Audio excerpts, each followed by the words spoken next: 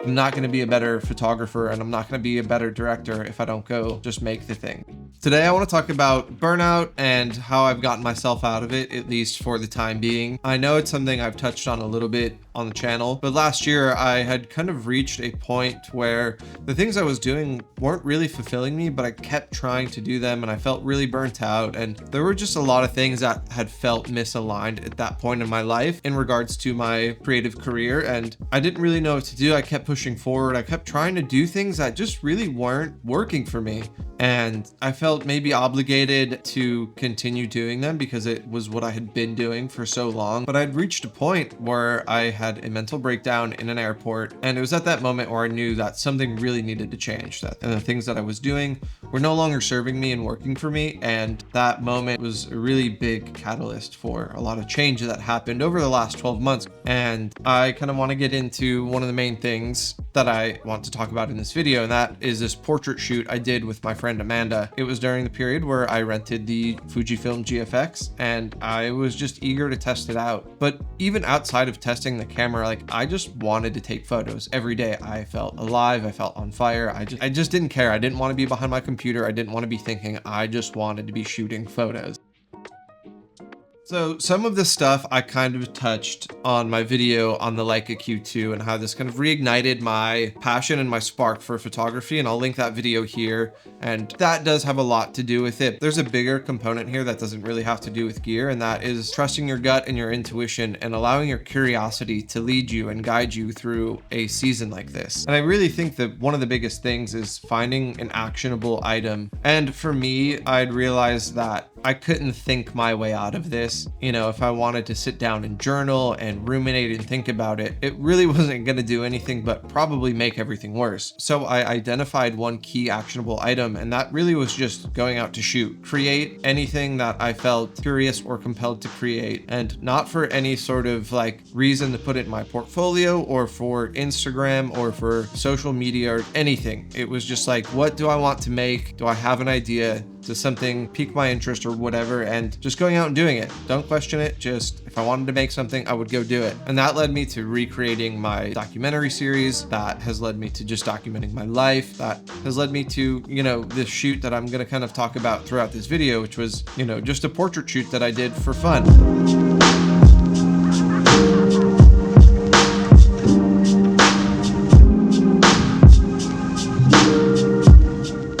So with this shoot that I did, I haven't shared it really anywhere else yet. And that doesn't make them less meaningful. It doesn't mean that they don't serve a purpose for my career. It doesn't mean that they don't serve a purpose for me personally. Portfolio work and shoots that you just kind of do behind the scenes to try something out, test shoots, whatever they may be, are just as important as the big client shoots or the shoots that do end up in your portfolio. And this shoot with Amanda was a really big reminder of that. And honestly, like, these shoots and the hours that you put in behind the scenes might be more important than the big portfolio shoots or the big client shoots. So that is something to just consider. You know, it's going to grow your skills. You're going to evolve from it. So just get out and start getting the reps in and see what you don't like about it, and be honest with yourself about, like, oh, that portrait shoot like really didn't do it for me. I don't want to do that. Like, maybe I'll try to go shoot some coffee tomorrow and see how you feel about shooting the coffee. If you're like, oh, I'm actually really on fire about photographing coffee, then like keep doing that, and then add little things into it and just be honest with yourself. You don't have to do anything you don't want to do. And if you've been doing something for 5 or 6 years, like, it's okay. You can start over. You can try something new and you can reinvent yourself. I think one of the biggest aspects of sustaining a career as like a freelance creative is being honest and genuine with ourselves. Like, we're doing this because we love it. And yes, sometimes we're going to have to do things that like aren't really aligned, you know, but that's okay. But you can't let yourself get stuck in that forever. Like, for me, it was like being on tour. Like, I remember having a moment of like, can I see myself doing this for 10 more years? And the answer was like, no, I don't want to do that.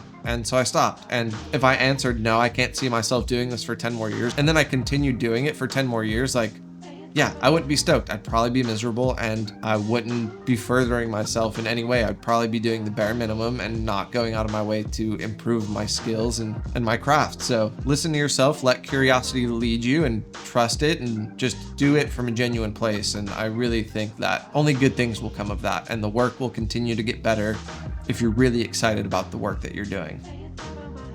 I think, you know, outside of identifying this actionable item of, okay, I just need to go out and shoot and create things, another big component is just trusting my curiosity and not allowing myself to really overanalyze maybe what these ideas mean or what these ideas or photographs are going to do for my career, how they're going to fit into my portfolio. Like, I'm just learning that the more photos I take, the better that I get at doing this. You know, even after doing it for 10 years, I have a lot to learn, and I'm not going to learn anything by like sitting behind my computer and ruminating on what could have been, or, you know, beating myself up of why I'm not getting this job or why I just got rejected for this proposal. It's like, okay, go out and make better photos. That is time and time again gonna just do more for me. Even if I don't put these photos in my portfolio or post them on Instagram, I'm getting out here, I'm getting the reps in, and I'm honing in my skills and my taste and my eye and everything. I'm not gonna be a better photographer, and I'm not gonna be a better director if I don't go just make the thing. And even from a career standpoint, you know, clients don't want to hire people based off of what we say we can do. They want to see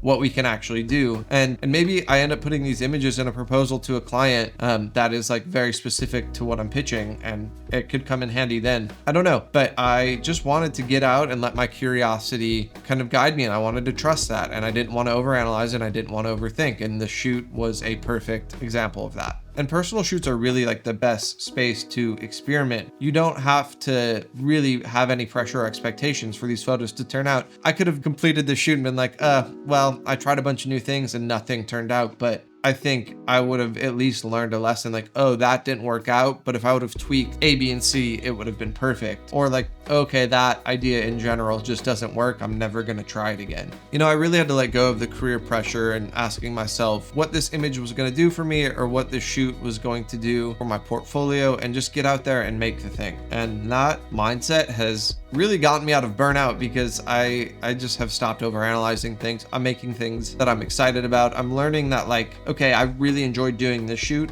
but this shoot I didn't enjoy doing as much, so let me kind of continue going to do this thing, and maybe the other ideas that I had that were in this realm, I'm not gonna put too much pressure on them right now, but I'm gonna still have them in my back pocket just in case. So I've been just trying to wake up every day and find things I can do to improve my practice as a director and a photographer. And a lot of times that is just doing the thing. Again, it's like allowing yourself to be curious and inquisitive about some of the things that pop up. Like, you know, I started this idea journal really recently, and I think I just finished it today. I just filled it up. And after a couple of weeks have gone by, I'm like, well, I don't want to do that. That's a bad idea. That doesn't feel aligned. But trust your curiosity and just allow yourself to have some integrity and like do things that feel aligned and feel genuine. There are a lot of things in here that I question. I'm like, is this really what I want to do? Or is this like me trying to do something else for some external reason? And sometimes it's just about getting out of my own way and really getting myself to stop trying to force perfection. I really am guilty of overanalyzing things and trying to get things perfect before I just do it, which really prevents me from going out and trying to do what I wanted to do anyways, because I'm like, well, it's not going to be perfect, so I'm not going to try it anyways. Really unhealthy, really bad mindset. If you have that, try to find a way to get rid of that, because it did not serve me really at all. And I think it was a big thing that led me to being so burnt out. I've done a variety of shoots like this year, and some of them I've never posted, and some of them I'll never post, and some of them I probably will post a ton of. But I probably wouldn't have gotten to those really good ones that I want to post a ton of if I didn't do those bad ones first. So just to recap, the biggest thing for me in regards to getting out of that kind of creative rut and burnout I faced was like taking action, just getting out and doing the thing, letting my curiosity guide me. And I think the marriage of those two things, of being curious and just going and doing things without expectations, you know, you follow these two things and you eventually find the perfect mix. You find the things that are genuinely inspiring and exciting for you, and you just start to create more of that. And then you let that guide you until maybe you hit a roadblock and kind of come back, and you repeat some of the processes until you course correct again. And maybe that is our life as creatives, and we keep doing that over and over and over. And I don't know yet, because, you know, only been 10 years since I've been doing this, and I know I have a lot to learn throughout the rest of my life. But I think getting ideas, writing them down, being curious, and just going to do the thing without expectations will most likely get you out of whatever creative rut that you're feeling. I'm really grateful for Amanda for, you know, spending a little bit of time with me. I'm grateful for my friend Lindsay for coming to hang out and shoot some BTS for us. It was a great shoot. I'm really proud of these, and I hope you enjoyed some of the images, and I can't wait to see what you guys think.